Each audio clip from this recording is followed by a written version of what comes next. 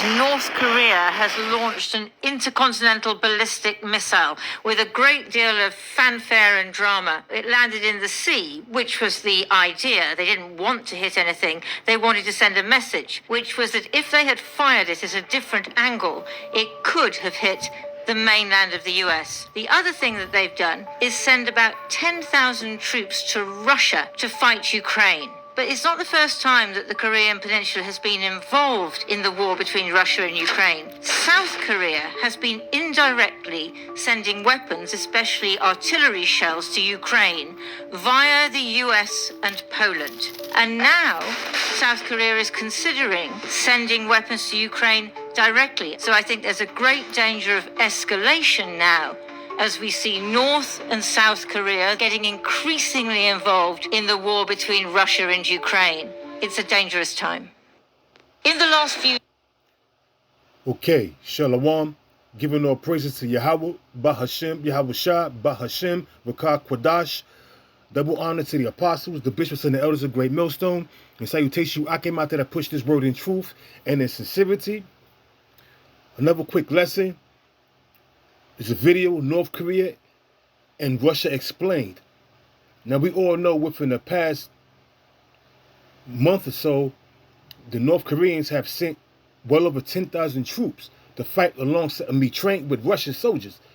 And not only are they over there, but they're wearing Russian uniforms as if they're part of fighting against Ukraine.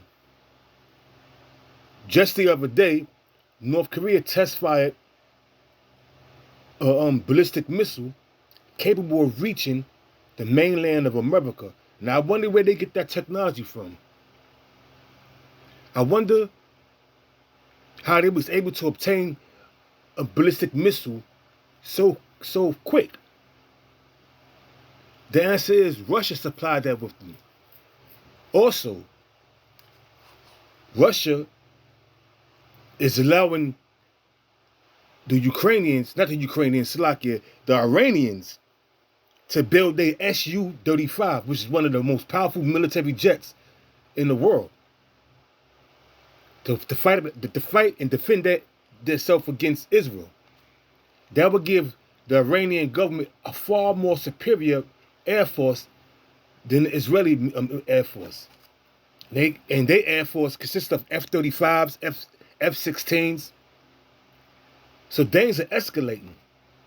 North Korea helping Russia. South Korea sending military equipment over to Ukraine. Things is escalating to the point where it's going to get out of control real soon. We're in the beginning stages of World War III. Israel's fighting. The Israelis are fighting a three-front war. They fighting in the Gaza, where they killing civilians in Gaza. They engaging in southern Lebanon with Hezbollah, and they fighting the Houthis, which is Yemen. All proxy armies by the Iranian government. The Iranian government and Israel is going back and forth, retaliatory strikes. Soon, everything gonna go nuclear. But before things go nuclear, one major prophecy have to come to pass, and that's that sea hip. And look what's going on with the economy. It's not looking good, man. I mean, it's looking good for the elect. It's looking good for the hopeful elect, shall I say. It's looking good for the men that's out there in the highways and the byways pushing this truth. Because we want out of this bitch. It's looking good for us, but for the rest of the world, it's not looking good. They terrified. We excited. We want this to go down. Every day that passes by is one step closer to World War III. We're already in World War III. Let me reiterate that. Slakia. Let me reiterate that. We are in the midst of World War III. But when it escalates to thermonuclear war, then we know. But before it escalates to thermonuclear war, one major prophecy, like I said, have to come to pass. And that's dealing with the sea hip. But I got a few scriptures and getting into North Korea having ballistic missiles able to reach the homeland of America. That's that assembly of great nations spoken about in Jeremiah 50 and 9 starting to form together. North Korea and Russia has a great alliance. And you don't think they're going to be part of that assembly of great nations? What makes a nation great? When they obtain nuclear missiles, where they no longer can be bullied by so-called stronger nations, and they are backed by Russia. So if anybody get involved, such as the West get involved with North Korea, Russia going to be involved. This is Isaiah chapter 24, verse, we're going to start at 19. The earth is utterly broken down. The earth is clean dissolved. The earth is moved exceedingly. We're going to make the earth, what's going to break the earth down and make it clean dissolved and move exceedingly? Thermonuclear missiles that's going to be shot off from the west to the north, from the north to the west. Or shall I say the east and the north? Because they got allies, because Russia got allies in the Middle East too. So you think they're going to shoot missiles off? It says, the earth shall reel to and fro like a drunkard. We're going to make the earth reel to and fro like a drunkard. Missiles being shot off from the ends of the earth to the north. Because America going to shoot missiles off too. It says, the earth shall reel to and fro like a drunkard, and shall be removed like a cottage. And the transgression thereof shall be heavy upon it, and it shall fall and not rise again. And it shall come to pass in that day that the Lord Yahweh shall punish the host of the high ones that are on high. Who's the host of the high ones that are on high? Started with the international bankers, the Rothschild family, first and foremost. They're the top banking family. Then you got the Rockefellers, the Oppenheimers, the DuPonts, the Gettys, so forth and so on. They're going to be the first fruits of slaves. Pursuant to Ezekiel, the 39th chapter, the 14th verse, where the Lord said about continued employment, they're going to be the first fruits of slaves. Right along with Kim Jong-un, if he's still alive, he's going to be a goddamn slave too. He ain't nothing but a puppet of the international bankers. Because you go into history, go into this dude history, he went to school in Europe. So it's all a sideshow. It's all a big show. It says, and they shall be gathered. Matter of fact, go back to 21st. And it shall come to pass in that day that the Lord shall punish the host of the high ones that are on high, and the kings of the earth upon the earth. And they shall be gathered together as prisoners are gathered in the pit, and shall be shut up in the pen in the prison, and after many days they shall be visited. Then the moon shall be confounded, and the sun ashamed, when the Lord of hosts shall reign in Mount Zion and in Jerusalem, and before his ancients gloriously. That's Esau's knowledge and wisdom. It's not going to be in existence no more. Esau ain't gonna have no clue what's going on, because he's gonna be tossed headfirst to a concentration camp or prison. That's his future. That's his future. America's gonna be destroyed. America and certain parts of Russia, certain parts of Great Britain, France, Germany, certain parts of Iran, certain parts of China. And that's because China is going to be a part of that assembly of great nations as well. So you better believe it. We're approaching some heavy times right now, man. And like I said, I'm loving it. I'm quite sure from the Apostle Tal on down, they're all loving it. Rubbing their hands together, anticipating that day. Because it's going to come. You better believe it's going to come. This is, let me see real quick. This is, Zephaniah chapter 1, verse 14. And it reads, Shalakia. It's like I lost my page real quick. I gotta get it back. I got it. Slacky real quick. Bear with me real quick. I lost my page. My book fell. I got it. Slacky for that. This is Zephaniah chapter 1 verse 14. The great day of the Lord is near. It is near and hasteth greatly. Even the voice of the day of the Lord. The mighty men shall cry their bitterly. The mighty men of Esau's military and the mighty men of all of the whole empire of the Edomites, whether they Russian, whether they British, Spanish, whether they Dutch, whether they the Chinese military, all the mighty men gonna cry there bitterly because of that thermonuclear war that's gonna take place. It says,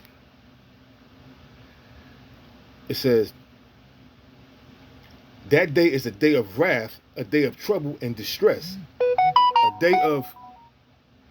a day of wasteness and desolation, a day of darkness and gloominess, a day of clouds and thick darkness, a day of the trumpet and alarm against the fenced cities, which is America and all the rest of the cities that Esau controlled, and against the high towers. And I will bring distress upon men, that they shall walk like blind men, because they have sinned against the Lord, and their blood shall be poured out as dust, and their flesh as the dung.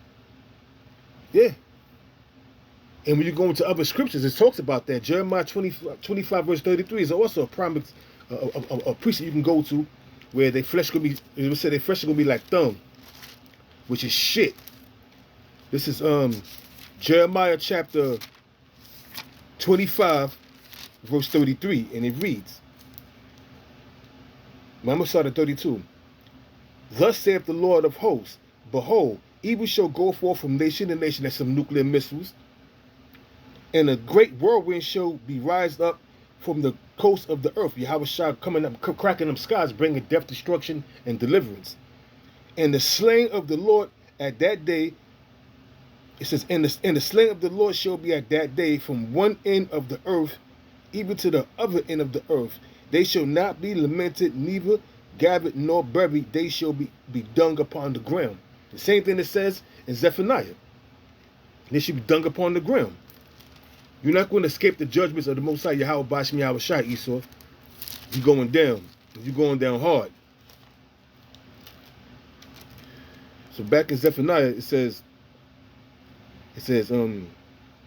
neither their silver nor their gold shall be able to deliver them in the day of the Lord's wrath. Because you can't pay off the Rothschilds, the Rockefellers, the DuPonts, and the Gettys. You're not going to be able to pay off Yahweh Shai to stop this nuclear war from taking place. You're not going to be able to pay the Most High with silver and gold. That's the Lord's gold. That's the Lord's money anyway. The silver and gold that you obtain, He gave you them riches. It says, neither their silver nor their gold shall be able to deliver them in the day of the Lord's wrath, but the whole land shall be devoured by the fire of His jealousy, which is them nuclear missiles and them chariots, the constant fire from them chariots. For He shall make even a speedy riddance of all them that dwell in the land. It's only going to take 1 hour for America to go down and be destroyed. 1 hour, speedy riddance. The Lord is about to destroy this place, man. And there's nothing these devils could do about it but accept it. Accept your fate. I love to bring this out because the Apostle Tahar, once he spoke about America being a great altar, I saw it right away. And all the people in America is the sacrifice. All the elements, the trees, the cars, the fishes, everything. And the altar is America. And everything's gonna get burnt with fire except the elect.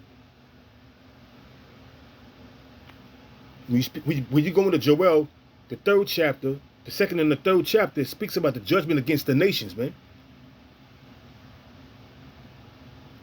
Because judgment is definitely coming upon these nations. For all the wickedness they have done against the Lord's anointed, against the Lord's people, the apple of the Lord's eye, which are the Israelites. Started with Judah on down to Issachar. They're going to pay for all the atrocities you have, committed against the Israelites. This is 2nd Ezra chapter 16, verse 12, and it reads, The earth quakeneth, and the foundations thereof. The sea arises with the waves from the deep, and the waves of it are troubled, and the fishes thereof also, before the Lord, and before the Lord, and the glory of his power. The nuclear missiles and Yahweh Shah cracking them skies. Why the waves are gonna be troubled, and all the fishes, because the nuclear missiles are gonna drop make a lot of land. It's gonna drop a lot of them oceans, man. And everything in it is gonna perish. It says, for strong is his right hand that bendeth the bow. The bow is a silo, it says, that holds the nuclear missile. His arrows represent the nuclear missiles that he shooteth are sharp and should not miss when they begin to be shot into the ends of the world. Because they're going to be laser guided. Most and foremost, they're going to be spiritually guided and laser guided by Esau technology, which was given to him by Yahweh Ba'ashim Yahweh Shah. So either which way, the Most High is going to control them missiles and their destiny and they targets that they're going to hit. It says, like as an arrow, you know, I skipped it. Like it says, verse 14. Behold, the plagues are sent and shall not return again until they come upon the earth. The fire is kindled and shall not be put out till they consume the foundations of the earth. Certain parts of the earth, not the whole earth, certain parts of the earth is going to be destroyed by nuclear missiles. The whole of America, the whole of Israel is going to be destroyed. It says, like as an arrow, which is shot of a mighty archer, that mighty archer is Yahweh, Ba'ashim Yahweh Shah, returneth not backward, even so the plagues that shall be sent upon earth shall not return again. The ultimate plague is the ultimate plague is thermonuclear destruction. That's the ultimate plague that's coming. The ultimate plague that's coming is thermonuclear destruction to take this devil out of his rulership. And he's going to be cast head first. Because the international bankers, the elites of Esau, they're going to make it. Just to become first fruits of slaves. So we're going to enjoy every minute of enslaving you red devils. And we're going to have fun doing it too. And every chance we get, we're going to bust your ass. Just because we could do it. So, the jig is up, Esau. Your time in ruling is over. Your time in ruling this whole world in wickedness is over. You're done. North Korea test fired a successful test fire of a ballistic missile, able to reach the mainland of America. I wonder where they got that from. They're working in hand to hand with the Chinese and the Russians and Iran. Some major powers out there. Alliances are being formed, and war is going to become a full-fledged war, so to speak. Where all these different nations are involved with it. Shalom.